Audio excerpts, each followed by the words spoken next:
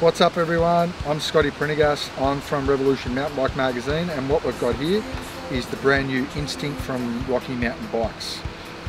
What type of bike's this? Well, this is probably what I'd class as more of an aggressive style trail bike. It's not an enduro bike, it's not really a trail bike, it's sort of in between, I'd say. The new Instinct from Rocky Mountain is a full carbon setup.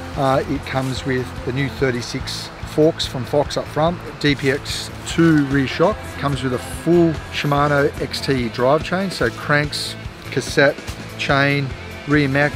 It comes with the new Shimano XT 4-piston brakes, race face hoops, DT hubs. When we first got this bike, we were sort of like, you know, what's it going to ride like? Well, to be honest with you, the previous models of the Instinct we found on all the heavier stuff were a little bit twitchy, blew through the travel a little bit quickly. I'll tell you what, Rocky Mountain have definitely paid attention to detail to those comments, because this thing's a completely different beast. Super adjustable and a jack of all trades. What I mean by that, it comes with the Ride 9 system, so you can actually adjust the geometry, the head angle, the seat angle in this bike. One cool little feature with this bike is it actually comes with adjustable chain stays as well.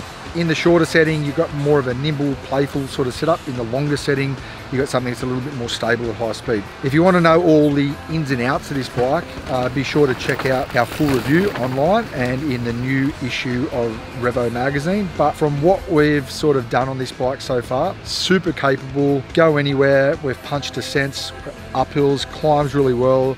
Really good for the sort of all-day trail riding. So if you want to own and maintain one whip, you only want the one bike, then the Instinct is probably the bike for you. I mean, you can really invest in a couple of heavier duty parts like a coil shock or a longer travel shaft for your fork, pump them out to 160, put a coil shock in and some heavier tyres, and you've got a bike you can go right at Threadbow.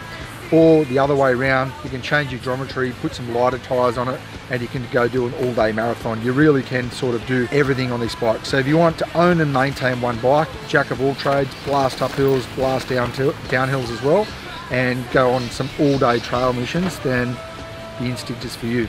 All right, so what did we think when we first got this bike? I mean, one thing is it looks super cool. We thought the adjustability was awesome. You know, so how did it ride? Well, you know, it rode exactly how sort of it's made and marketed for. You know, it climbed really well. It was sort of really good over sort of the undulating terrain and on trails and whatnot. It maintained momentum really well, maintained speed really well. And even when we pointed it downhill, it was super capable for sort of a shorter or mid-travel trail or aggressive sort of trail style bike, should I say.